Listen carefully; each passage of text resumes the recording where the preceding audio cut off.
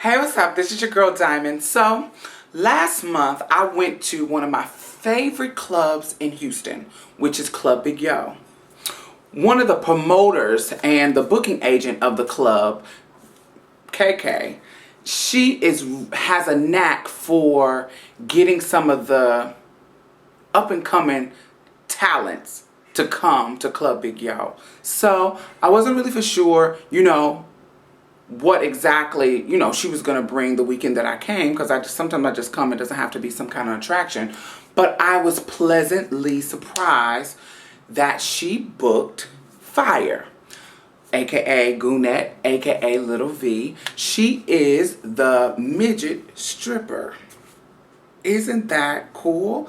So, luckily it was my guy friend's birthday, so that was really cool thing for him to see. And I thought it was really interesting. So like the rest of the audience members, I watched and this is what I saw. Now you know that I cannot put all of the juicy scenes on YouTube, so I put the cleaner version. Check it out.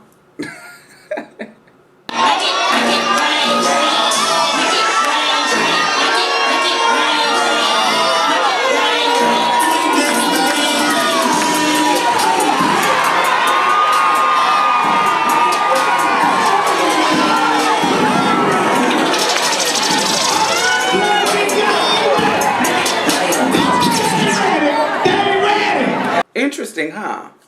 I was really intrigued by the whole show. I was wondering, how does a person like her get introduced to the stripping game? So I Googled her and researched her, and I found this interview, and it was rather interesting. Watch this. I would go places and people would, they wouldn't hire me. They would do an interview, but they wouldn't hire me, I guess, because they was discriminating or whatever. So, after that, I started dancing, music videos. I went down to Spring Bling 07 and did 21 Questions with Little Duval. Then I did the I Am the Club Flies video, where I was dancing on the end of that video. So that's what I started doing. I started being an entertainer and dancing like that. Stripping has taken me basically where I wanted to be, because as dancing, I wasn't being heard. So with stripping, it's giving me an opportunity to be heard, so that I can give the world a reason why I'm doing what I'm doing, and what I'm doing, and why I'm doing it, and the confidence that I have behind it, and what's going to happen for me doing it, and who I'm supporting while I'm doing it. So I think stripping has basically given me the outlet to be able to speak and not just be seen. Doesn't it make you think of something? Well, it made me think of myself.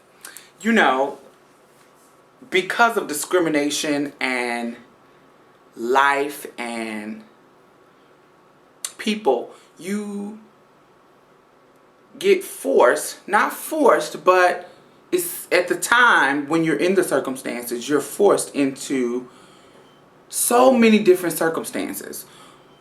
You don't know what they're going to be. Your decision at the moment seems right. It seems like this is a decision that I have, so I'm going to make this work.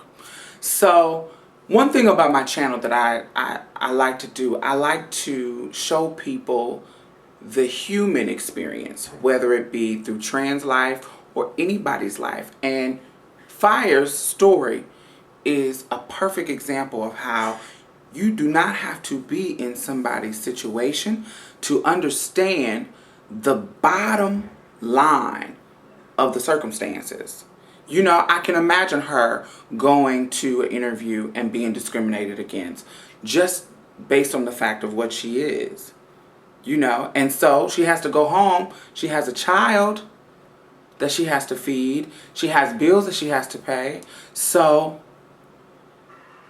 hey, this is the circumstances that I was in. This is the hand that I was dealt. So, so I made the best of it. I started to exploit what made me special, what made me different, what made me the quote-unquote freak to people. And I think a lot of trans people do that as well when it comes to the fantasy and fetishism of what we are. People use this to stop us, and then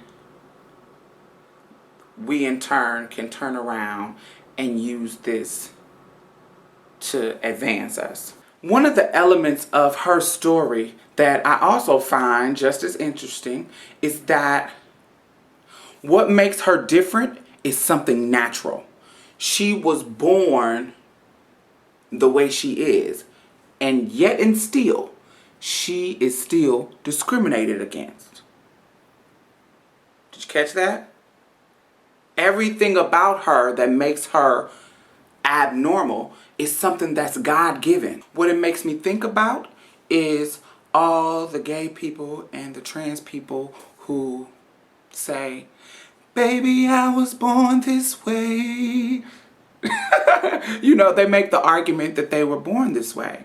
And even if you prove that that is the case, even if, you know, because there is research that proves it, you know, not without a shadow of a doubt, but there is gene clusters that have been, you know, researched and narrowed down to make certain people more susceptible to homosexuality and being trans.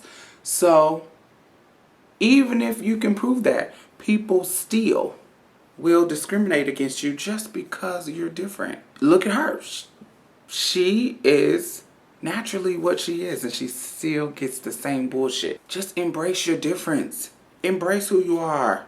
Play the hand to the best of your ability. So the point of what I'm saying is everybody knows the basic feeling of the human experience. And I think that is the strand that connects all of us together. All of us. Regardless if you are like a transgender person who is 1% of the population, or if you are a regular Joe Blow guy, we all have the human experience. And that is what connects us all. That's why we all can relate. This is your girl Diamond. Tell me what you think. Put comments in the bottom.